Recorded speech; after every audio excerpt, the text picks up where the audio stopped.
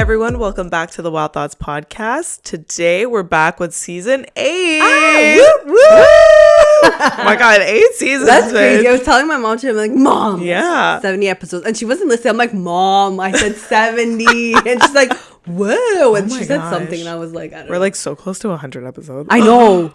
We're coming out with a bang. That's a lot. 70 episodes of podcasts? Yeah. And you know what? I just want to say I really appreciate the ones that like actually listen. I know. And like continuously listen. Thank you. You guys are real ones. Yeah, we get some texts sometimes. It makes us feel really good. I know. You know? We love it. Yeah. Like we're doing something important. Yeah, I'm like hyped up. I'm like, ooh, okay. Yes, thank you. Yeah. Someone notices us. Exactly. Yeah. Okay, so to start off the season, we're going to be talking about burnout. We're going to kind of talk more about career burnout with a little bit of life burnout, but it's really going to be more like career, work oriented. Right. Yeah. So let's just get into it. We have our question of the week. Yes. Da-da-da. So the question was, have you ever experienced burnout? 78% of people said yes. 78%? 78%. Shit. And then the rest we had no, said there was 0%. Whoa. That's crazy. I didn't realize. And then 22% said feel like I'm about to. Oh shit. Okay, we're gonna help you out. I'm part of the 22. I don't know if it's yes or you know I'm in between. I feel like I had burnout. You probably didn't, or my like mental breakdown. It. Yeah, it was for sure because I was burnt out. Exactly. It could be school. It could be life. It could be an addition of, or like a mix of multiple things. Yeah, 100%. We should be taught about burnout like early on. I feel like, especially in our day and age now.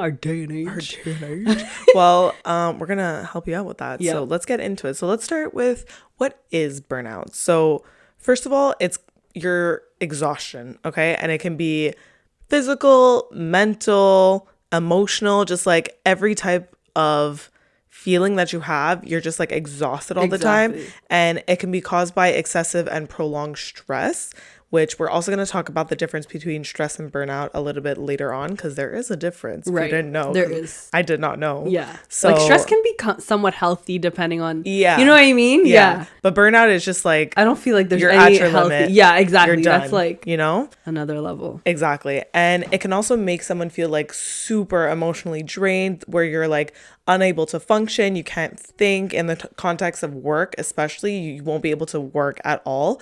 And also other aspects of your life. You're just going to be kind of like detached, and you won't feel motivated to do anything. Exactly. You're isolating yourself. There's like a bunch of effects that can happen from it. I feel like it depends where it's coming from. Like if you're burned out from work, then I feel like you're so stressed by work that you're consumed by it, so you don't give other parts of your life as much time. Like you can't give it as much attention because work is taking over. But if it's like something else in your life, like school, then for example, you're not paying attention to work and other things. Like it depends what is making you burn out. I feel like you're kind of on what's the word? Like not unbalanced? Not a balance, but like a seesaw. Where Okay, it's like you're kind of all in one spot, and then the other one is just left hanging. Yeah, exactly. You know what I mean? Yeah, I understand. I don't know what the word is though. I think it's a seesaw. Okay, yeah, seesaw. Okay, that's what you were looking for. Okay, seesaw. I don't know why I thought of seesaw, but there you go.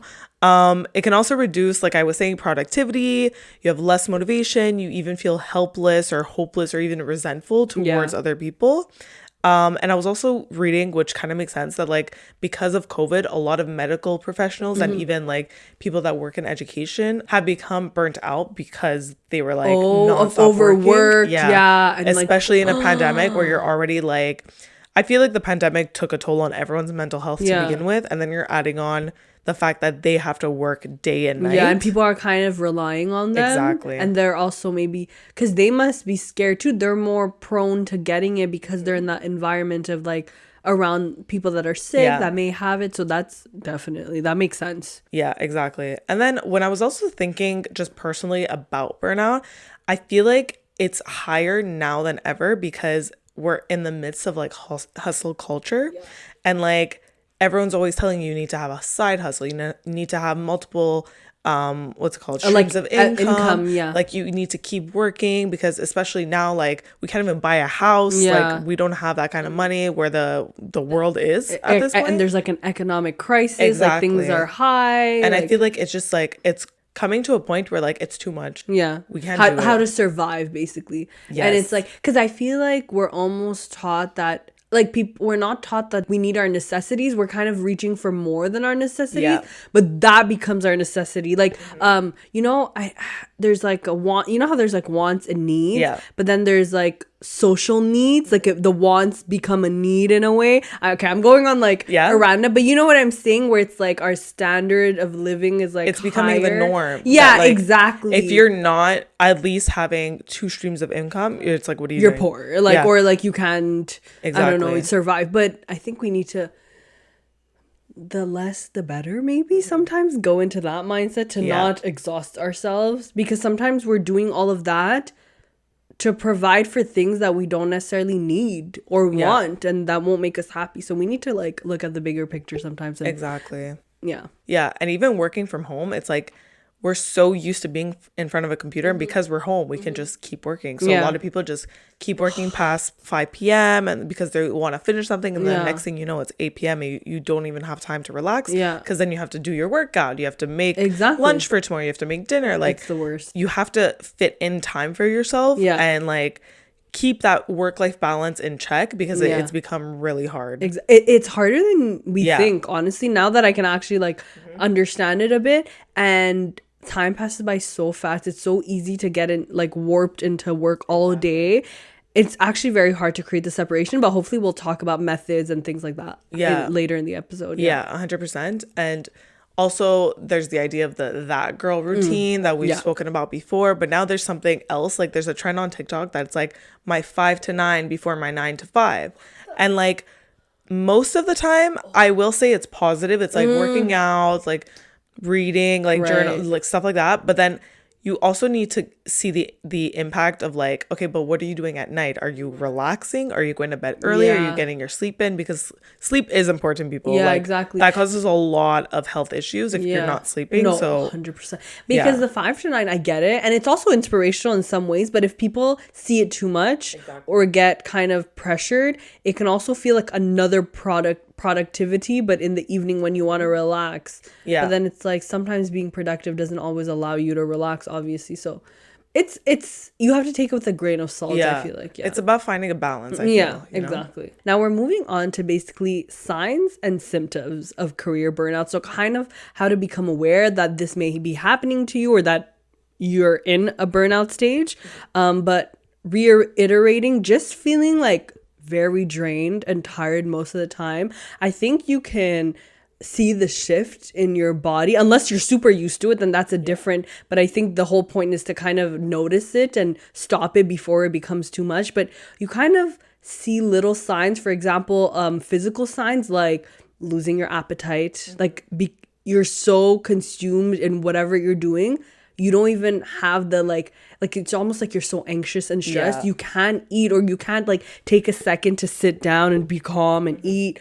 It could be like back pain, like literally your body hurting, headaches because of whatever is draining you. I feel like these are very normal symptoms. And it's funny because even when I was doing research, I saw a lot of scholarly articles talking about like the biology part of burnout. So like, it like heavily affects you. And there's like, I wasn't really reading because I'm not in the medical field. Okay. I don't understand what I'm saying. But I was like, okay, shit, it like has a real effect on your body. Exactly. And another one, a big one, disrupted sleep. So like not sleeping well.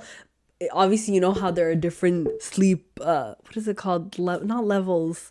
Like, you know, there's like REM sleep and all that. I know what you're talking. Like, I feel like that's what's affected. It's like maybe you're sleeping, but maybe you're not sleeping as well. Exactly. Becoming distant from others, not wanting to, you know, because you're so consumed by something. You don't feel motivated to talk to other people because I feel like it relates to like satisfaction, happiness in your personal life. If you're burning out, then you're not really content. So that doesn't make you want to like be the happy-go-lucky and talk to your friends and be with people, you know what I mean? And you actually have difficulty getting things done. So it's counterproductive. It's not like burning out. Obviously, it may sound like, oh, you're working so much, you're like excelling at something. No, there's like a difference because this is not healthy. So this can really affect your confidence, how you feel about yourself, because sometimes I feel like burning out can maybe be like overcompensation for something, like if you're really scared to make mistakes. It's also, I feel like a lot of people feel like they have something to prove. Like it happens a lot with recent graduates because they're like, this is my first step into the workforce. I have to keep working because I want to like climb the ladder, blah, blah, blah. Yeah. So that's where it happens a lot. And then obviously once you get to higher levels, if you're like a director or management level, like you also want to prove that you're capable of doing leadership. It. Yeah, you have people relying on you. Exactly. So sometimes it happens there. Like it can happen at really any aspect of your life, but like it's always the pressure from not from others, but what you think others are putting on you. Yeah, like other people's perception of you that you need to prove right or like better. That's why I really wanted to do this episode, because I feel like I'm kind of going, I don't know if it's actually burnout, but I feel like I can relate to a lot of, and just like you said, like recent graduates, I think you don't realize it because you're just like, oh, I want to learn, I'm excited, eager, but then it can slowly, especially if you're the beginning of your career, you've never really worked professionally and you're not used to that, and you're starting to work overtime or like come in early to work, but once you add that up and you like from the start, it is tiring. It's so tiring, and it's really not a good habit to have. I'm telling you now, it's not sustainable. It's not like, please don't do it. Don't do it. You call in sick to work more because you're not as motivated probably to go in. It's probably not an environment that makes you excited. You're probably dreading going into work. If this, obviously we're talking about more burned out related to work, so that's why I assume, right? If you're burned out, there's two sides. It's like either you're the one putting in so much work that you're kind of burning yourself out, or it's like you're getting too much and you don't know how to say no, or like vocalize that like you can't take it. Exactly. So I think it could be it's like both have a part in your burnout. It could be your overthinking also, a mix with actual work. And then also feeling stuck, like Kathy mentioned before, just feeling like there's no way out of this situation, like you're like a prisoner. That's what I even say about work. Like there's always a way to get out. You're not stuck. You're not a prisoner. You can leave, quit. And obviously people have different responsibilities, so it's different for everyone. But I mean, it's just like you're not obligated to anyone. Yeah. So never feel like you have to look out for yourself. Exactly. Yeah.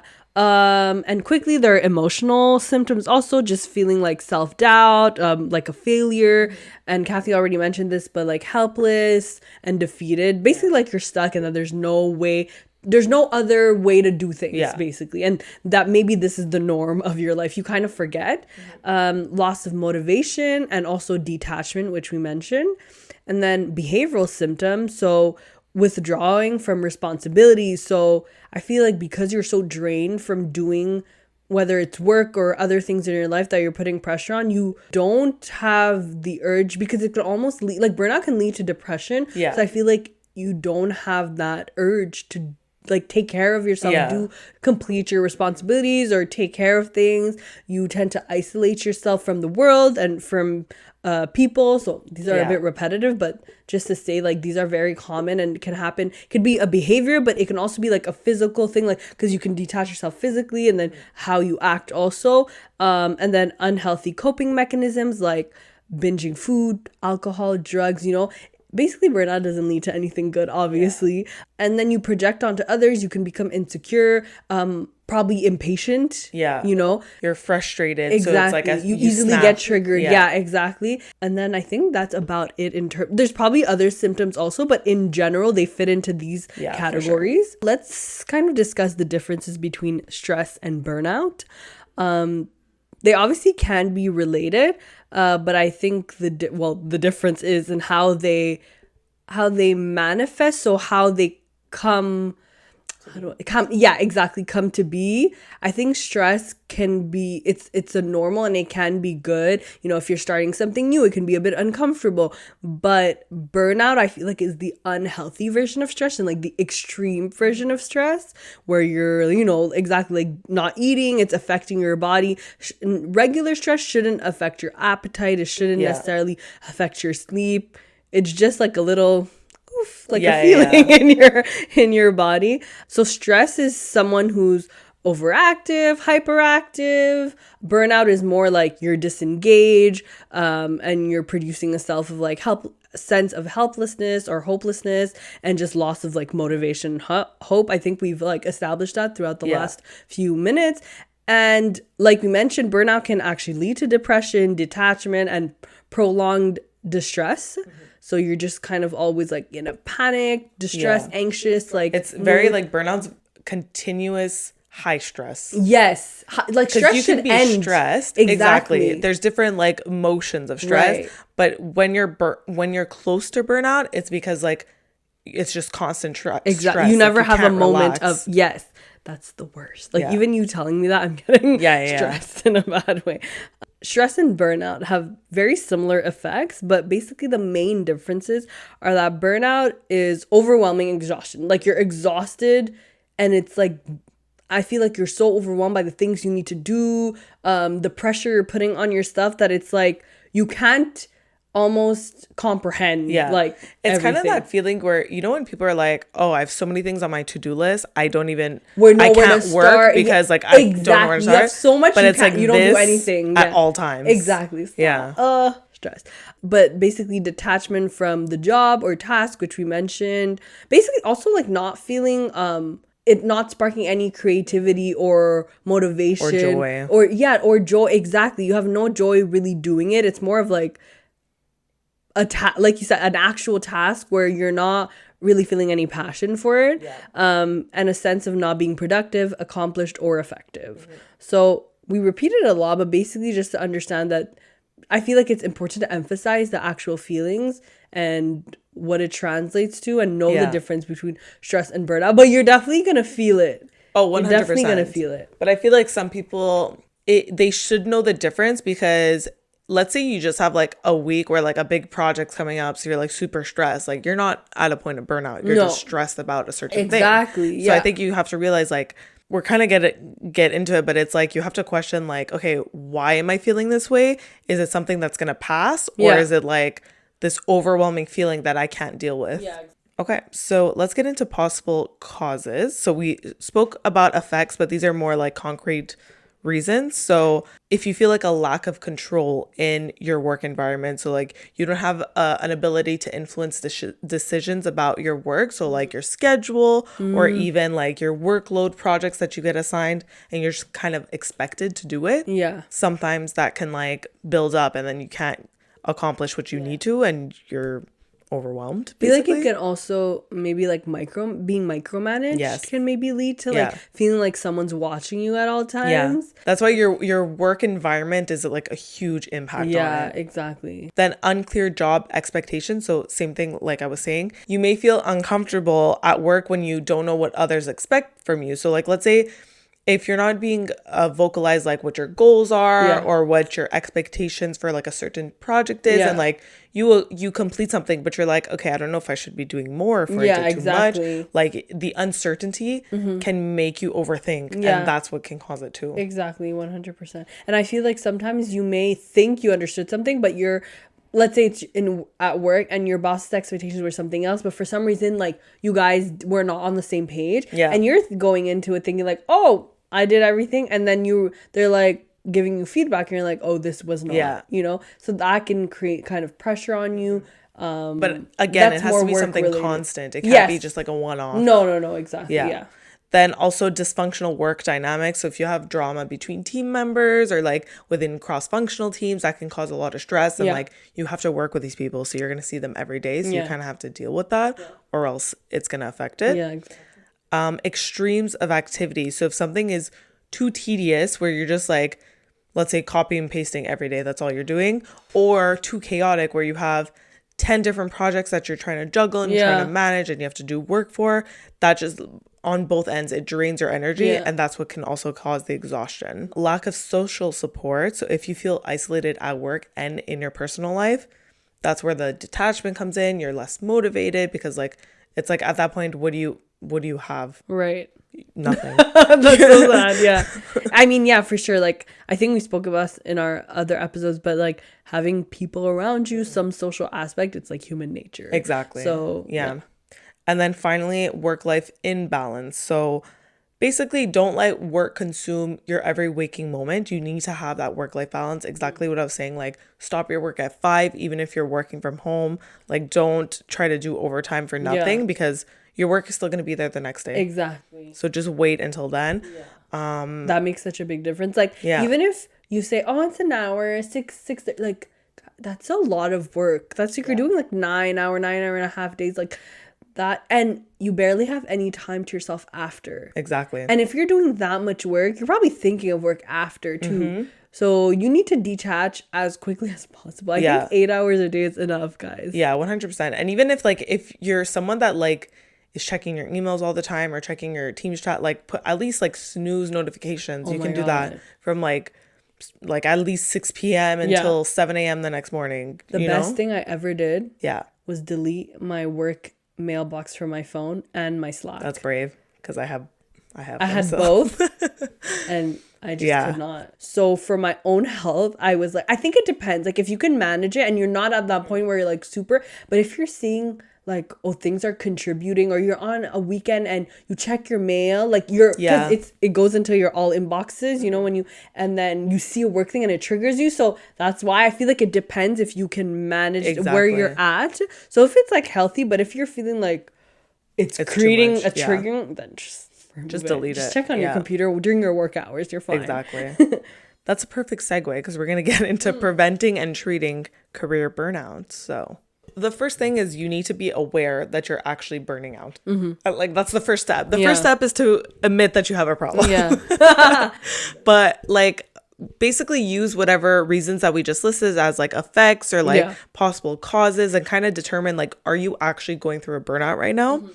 And then if you are, the first thing that you can do is reach out to other people instead of distancing yourself and isolating yourself, because you need the support at that point. Like the worst thing that you can do is push people away, because that's just going to keep digging your hole and you're going to spiral even more out of control. And you just kind of have to have people around you that can ground you and can kind of like be like, yes, you're going through a hard time right now, but here are the positives out of this, or like just like help you and guide you. Be more I feel like what helps is like feeling more grounded and present and not stuck in your head. It's obviously more than just being in your head, being burnt out, but a lot of it can it's a lot of overthinking. Like you can make it bigger than it is sometimes, and that's not to like invalidate anything, but it's just saying that like you create that too in your head. Exactly. And then like obviously you can socialize with your coworkers too, because you're seeing them every day, and it's good to build that rapport and like good dynamic, because you don't want to have a possible cause where you're in a dysfunctional work environment, because that's just going to cause more stress. Next, you can evaluate your options at work. So maybe ask your manager, your boss, can I take on less work? It's like, be honest, be like, it's too overwhelming for me. Can we just, instead of 5 projects, can I just work on 2 or 3 for now? Like just try to ask those questions and be honest. Be transparent. It's actually important, and I did it, so it makes you feel better. It's like, it will sound selfish, but it's actually just for you to feel better, to put it out there. Well, it's also for you, but also your whoever is like your team, because if you're getting assigned more and more roles and you're not accomplishing it. Exactly. You know? No, exactly. No, for sure. Then also establish clear goals and expectations, so you know exactly what you need to do and when you need to do it for. Yes. That's important. Like 100%. You can also find things at work that are maybe more interesting, because maybe the job itself is just not for you. Right. So you can kind of see internally if there's any openings that you're interested in, or if you can ask your boss, like, can I do a side project that's like something you're interested, like, you know, just kind of reach out and find different projects that are actually gonna make you feel joy. Or leave. or leave. If the options don't, if none of these options work. 100%. Yeah, because you're never stuck. You can always just evaluate. It's just because it's easier sometimes to go like, internally. If like you like your team and there are good things about it, but there are certain things you would be able to fix, and you have an open team, that for sure that is like the way to go. Then we mentioned before, but just work-life balance, like this is a real thing, and I see you yawning. I'm trying not to. I yawn at every hour of the day. Maybe I'm burning out, because Like, I'm always tired. I wouldn't be surprised. Honestly, we're not taught enough about burnout. Like, how are you supposed to know you have it? Even I think we gaslight ourselves. We're like, we're 24, 20. Like, we can't be burned out. Yeah. Like, ugh, stop exaggerating. You're just like, our parents did this. Like, no, sis, no. Yeah. Recognize the signs. Yeah, recognize the signs. But work-life balance is a very important in treating and preventing. You can easily get swallowed up into working 9 to 5, working extra 40 minutes, an hour, and being overwhelmed, and never knowing when your day ends, basically. Yeah. Because if you're willing to work an extra hour, like, where are you putting the line, right? Yeah. So that doesn't create a line or a balance between your work and your personal life. Work is not everything, but if you have that routine where you're staying longer, it becomes everything. And it consumes you. So we only have a couple hours every night after work if you're working full time. So oh my God, it's so sad. I know. But let's not make it sad. Let's just work less. You can work from home, take lots of breaks. Yeah. I'm on a coffee break. I need to do mental health break for 15 minutes. You need it. Yeah, exactly. So just really, really please be strict on that work-life balance. It can really actually lead to burnout and depression. So next we have exercise, which obviously boosts energy and mood. We always talk about this, but this is a really good method. And I can actually say this from personal experience. I went hiking for the first time. Yes, I hiked all of Montreal-based. Whoa. All the way up, bro. And the reason why I feel like is really good when you're not really good when you're burning out, but if you're going towards that, just nature and being, especially in the fall, like cold air, all that, it makes you feel like, okay, I'm grounded. Yeah.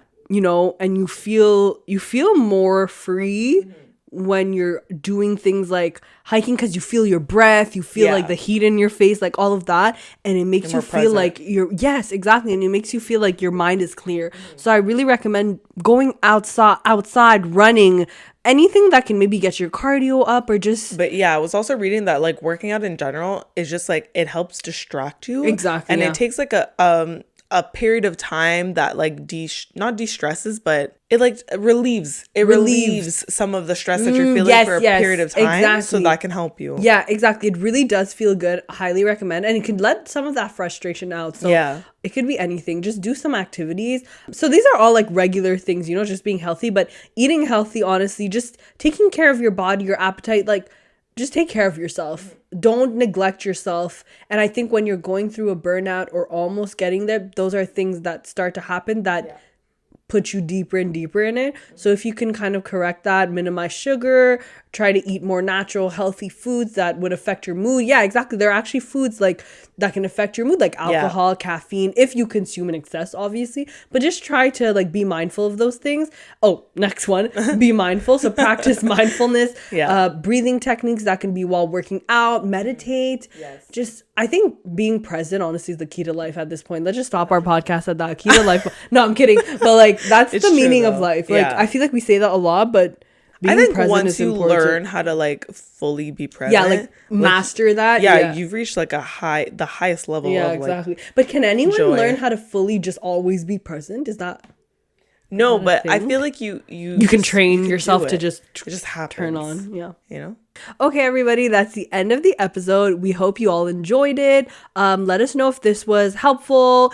If you feel like you got something out of it. If you want to see more episodes like this, if you want us to change something in our structure or the way we do things, just leave us feedback. And as usual, you can subscribe on YouTube, like, comment, share, leave us feedback anywhere. You can also follow us on our socials, Wild Thoughts Pod on Instagram, on Facebook, and then you can find us on Spotify, Google, Apple, and everything else. Everything. You can find us everywhere. And make sure to also follow us individually, and everything will be linked down below. Okay, we'll see you the next time. Have a good night. Have a good day.